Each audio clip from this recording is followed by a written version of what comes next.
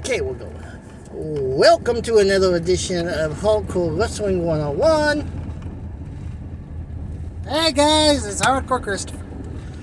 So, it is roughly 6:22, 38 minutes before Dynamite will officially start. So I wanted to do this so we both are on film, and hopefully it uploads before 7, but if not, we did give the time, so we're good. Hang on. Confession for the entire. Hang on, no, I don't. The entire internet. Huh?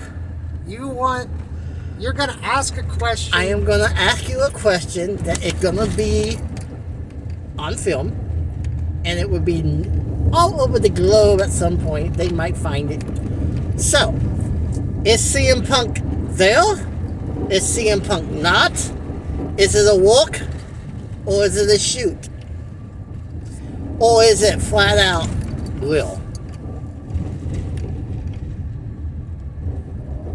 Is CM Punk gonna show up at Collision debut, and are they going to Chicago? I think he will show up at Collision. Main reason why I say that is because that was the driving force behind Warner Media's. That was their incentive, I guess you would say, for Collision. To help, yeah. And at first it was only supposed to be 1 hour. There was something why they committed to a second hour. So, your answer is CM Punk will be there. Yes. Has this whole thing been a walk? Well, this isn't the first time in Punk's career that something we thought was a shoot turned out to be a work, like when he left the WWE. You have not committed to an answer. I will even give you the option. Are you willing to commit one way or the other? Yes. So he will be there. And is it a walk? Or was this a legit issue? I think at first it was a legit issue that they are now using as a storyline, yeah. Okay, so hey, this is how professional wrestling works. So a few weeks ago, I thought for sure that this was a done issue. Punk was signed in. There you go.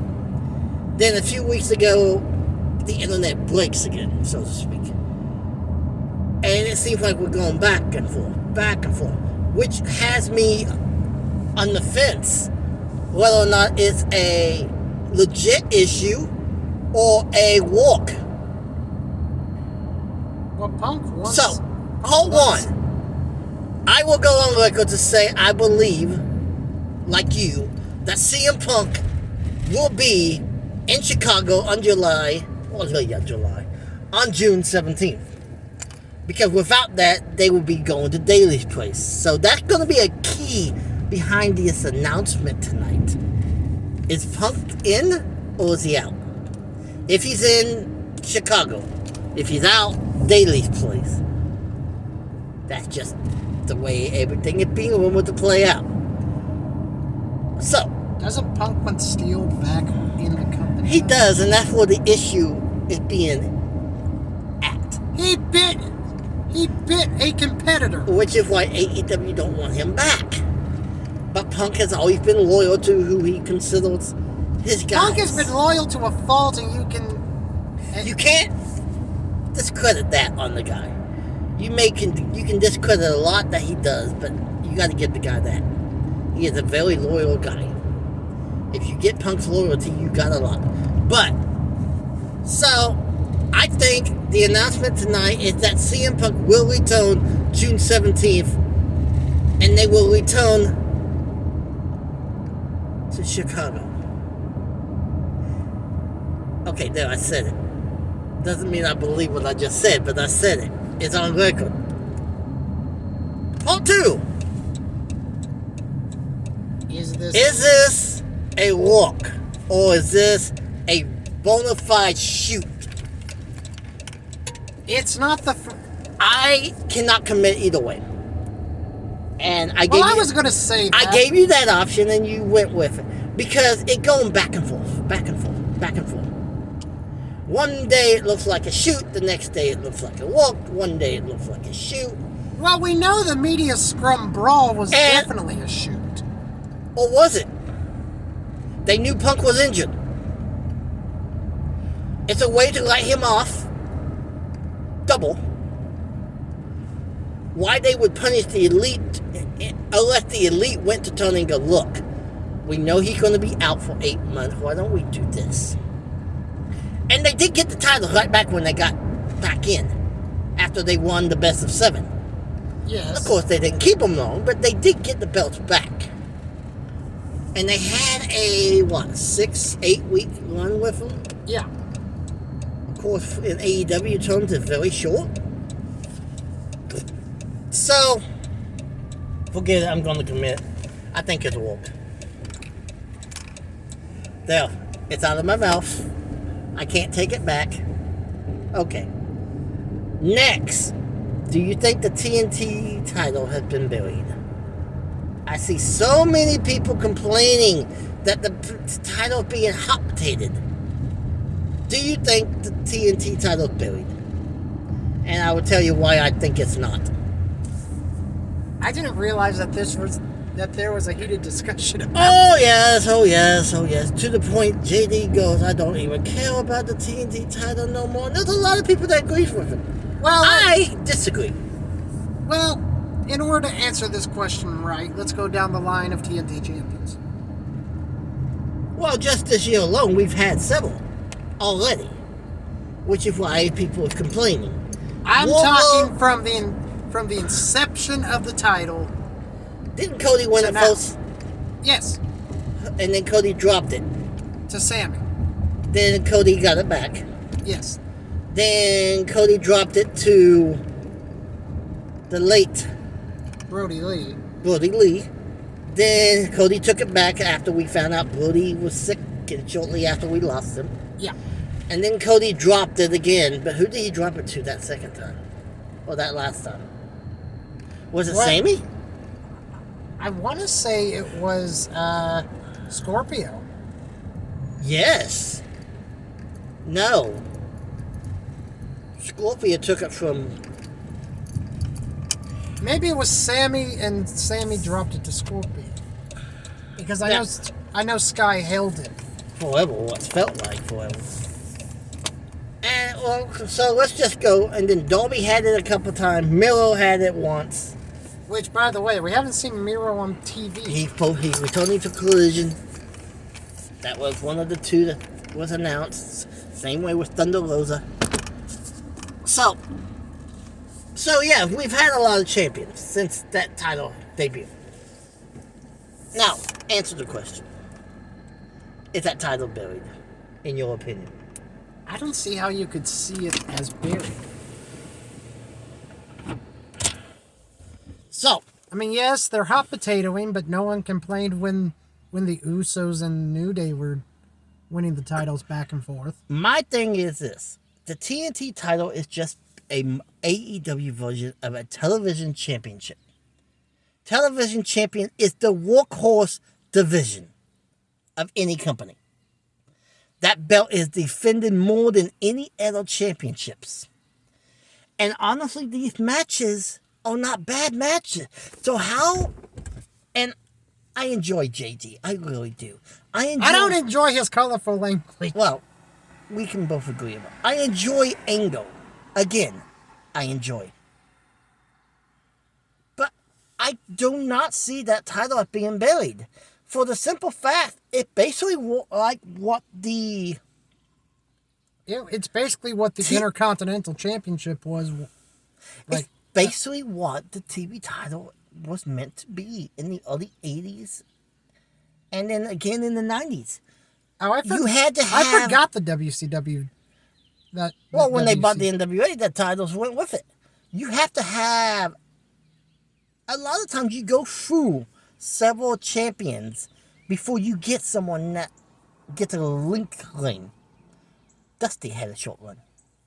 But then on took the belt and had probably a year plus And then he does that again in WCW. Wasn't the last TV champion for WCW Jim Duggan? And the only reason why he became champion is because he found it in a trash can. But here's the thing. I didn't think they actually gave Duggan credit for that championship run. But when the NWA brought that belt back, they said the last champion was Jim Duggan. Huh. So he got credit for that. But, so that's where I'm at.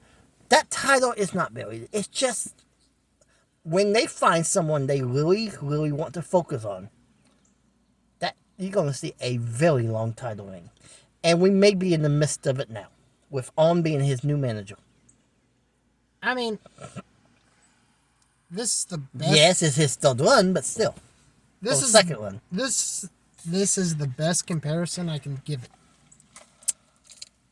I know they're two completely different athletes, but look at Shawn Michaels' Intercontinental Championship run. He held that for what felt like forever. And look at Wardlow's run right now. He's in his third reign. Is it his third or second? But think about this. Is this Wardlow's third or second? I know he had it. He lost it to Joe. And then he beat Joe. He beat Joe. He dropped it to Hobbs. He beat Hobbs. I forgot about that. I forgot about the Hobbs one. Because Hobbs did absolutely nothing but Rampage with that belt. Yes. Which makes no sense. Oh, well, let me rephrase. It did make some sense. And really, if you want to look at it, the TNT Championship, like you said, it's the workhorse. The TBS belt is basically the same thing. It's a TV belt. It is. But they have found a legitimate first champion. They have. A long champion, which I think is about to come to an end, and it could come to an end this weekend. But let's take a step back here. I forget how long Michaels held the Intercontinental title before. Didn't he win it at like Mania 8? No, he retained it at 8. So he had it before Mania 8. He got it shortly after him and Jannetty split. And then he lost it at 10 in that double ladder match. But oh no, he lost it before that. It was shortly after Mania 9 he got injured and was forced to vacate, but when he returned, he brought the fake belt. And that's when and then they had a rematch at SummerSlam. Didn't Shawn win the second ladder match to get the belt back? I believe so, because Hall won the first one. I think that might be how. But what I'm trying to get at is, it didn't take Vince long to realize what he had in Michaels, because they started pushing him to the moon shortly after that IC run. Yes, and he won the world title like a year after. So, and I think you agree with me, the belt's not being built. Yes. Okay, let's move on, because there was a couple more AEW things, and then the one WWE piece I want to. Okay. Just a question. Well, let's do that and then go back to the AEW stuff. Okay. AJ Seth, not the champions this weekend. You're gonna have to explain. The world title finals. AJ Seth. Seth Rollins, AJ Styles. I know who you're talking about. I'm gonna say Styles. I was going to go with that until he made a comment earlier this week that belt was just a secondary. I think AJ was going to win it because they don't know if Seth is going to be leaving for the movies or not. But yeah, so okay, back to AEW stuff. Does Jay finally lose whole TBS championship to Valkyrie this weekend? I think Tony would be stupid if he didn't. I think she technically won by DQ. The first match they had, even though it's not on Jay's record, because, was it that? It wasn't. She didn't. No, she won, but it was because of outside interference. There we go. That's what happened. And then Jay flipped, took out the referee, got temporarily suspended. Then Tony lifted it after 3 or 4 weeks. Uh-huh. And she came back and went straight for Jade and basically attacked. And now they announced the match for. They announced the match for Double or Nothing, which is this weekend. So again, I think Jade's reign ends. I think it does too. I mean, Been over you it's been as champion. it's been over a year, and maybe Jade. This is where we come into the same situation of Roman having the belt too long. So I think this is about where we take the belt. Yeah. So with one more thing I wanted to touch on, I just gotta remember what it is. Is it something about tonight's Dynamite? No, it was AEW related though. You got something you want to talk about, and maybe I can think about it. Well, you asked me this question last week about is there too much blood? And I've been thinking about it and thinking about it and thinking about it and thinking about it. Do I think there's too much blood? No. Do I think Jon Moxley needs to stop bleeding every single match? Yes. That's what the too much blood runs into. I mean, they need to save that for big matches, I think. I'm not opposed of... And I understand this is how Moxley got noticed. But when I compare his AEW run to his WWE run as Dean Ambrose, Dean got over with no blood whatsoever. Dean got over in spite of WWE Machine. Dean was he had the entire Shield to thank for that as well. That he did. But, I know what I wanted to talk about. But we finished up that subject. Yeah, I do agree we should slack off on... And maybe this is the reason why WWE didn't throw a high number at Dean, because they knew he wanted to do this. He I will admit he was lucky to get the thumbtack spot approved by Vince when him and Jericho had his Amber. Believe it or not, no, thumbtacks used to be quite popular, so that was going to be easy to get approved. So I want to talk about the hard split that's supposed to be going on for AEW draft. Okay. Basically, I don't know how if they're going to have like a night where they split the roster so where you can see who's going where, or are they just going to do it and not make a big deal out of it? But everyone is supposed to be split, minus champions who is exempt. So it sounds like we're going to still only have one set of belts. Does this include ROH talent as well, or does that exclude? I think this is exclusive AEW guys. People that's... all people that's on both rosters, so to speak. So, what's your thoughts about a split between the talent? Like, as a whole? As a whole. Okay. I'm going to start this in a very weird fashion. Unlike the WWE's draft, which is a complete joke, and really doesn't warrant a split of any kind, Tony has needed to do this from day one. His roster is just way... especially since he went on that hiring spree in 2020 when WWE was cutting, he was bringing people in because... Which that could also be seen as a curse, because that's what Bischoff did with Turner, and Turner just... Tony did have a good reasoning behind it. He was trying to get as many people to work as possible in a time where there wasn't no jobs. And he one of those, he doesn't like to fire people. I like the split. But the problem is, if they're only doing one set of belts, but I do like the one set of belts idea, mind you, so don't think I'm taking this as a bad thing. You mean one set of belts is going to be on one show? No. One set of belts, period. The champions have to travel.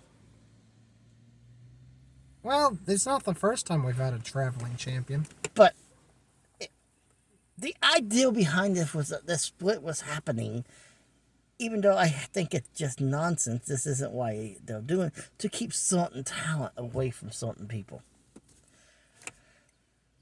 Unfortunately, that doesn't sell well. How does that work when your champions are traveling, especially if someone okay, for instance, let's say the Elite win the 6 belts back, and they're trying to keep them away from CM Punk, but yet your champion, you're required to be on both shows. How does that work? I don't know. It's not like you can go. It's not like you can text or call Tony Khan and be like, "Hey, I don't want to show up to work today." Especially with Collision, if it is believed, it's going to be centered around Mr. Phil Brooks, aka CM Punk. But so that's the only thing. I don't think this draft is just there for kicks and giggles. Yeah. Oh, there's another WWE issue we got to talk about. It's SmackDown issue, by the way. Okay. But the draft. Do you think they will do an episode where they split people, or do you think they would just do it? And here's the thing: can they name an episode AEW draft? Is that trademark? But well, surely WWE doesn't have the trademark for the draft. They've won it because you got. Because NFL. there's the NFL, there's the NBA, So surely AEW could do that. I mean, draft would just be in the public domain. And would they need to shake things up once a year or so? Or once every 2 or 3 years? Shift people around? I would say so.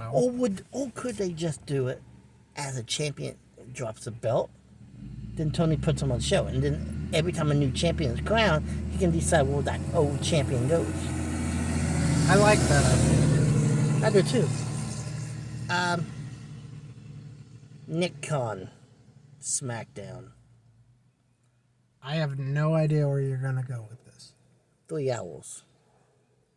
He said he would not be opposed of it.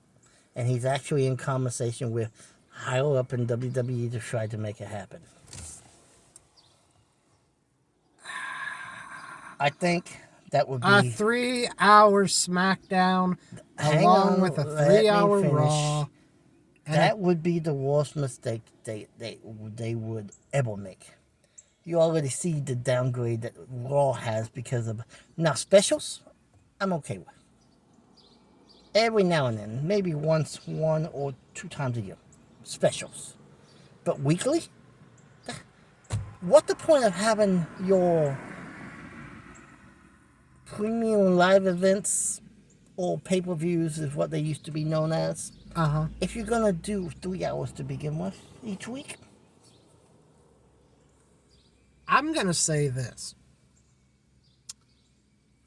When I first heard that Raw was going to go from 2 to 3 hours, I was excited. And then I watched my first 3-hour Raw. And I'm like, this is starting to drag after about... Well, the first one was good because it was the debut.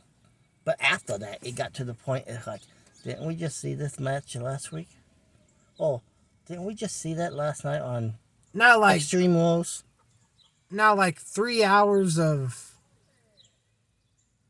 Oh, look at that, baby. Now, like 3 hours of Bloodline, I would watch that all day, but... Could you keep it fresh for 3 hours, though? No! That's my point. You can't keep an angle for any amount of time. I mean, they have kept this fresh for about a year, but now it's getting stale. But that's just my opinion. You got anything you want to talk about before we call it? We got about 10 minutes. Okay. I saw a Facebook post. I didn't read the entire thing. But there was this person that was ranting about Cody and Brock, What the saying that the feud was ridiculous and it was beyond stupid. It's to buy time. It's all this feud is set up for. And from how I understand it, Triple H showed up on Raw and just told Cody that he had an injury They were trying to sell that he broke his arm, but I can't find whether or not it's storyline written. But with that, we will close this one and ciao out for now. Yep, keep it hardcore, everyone.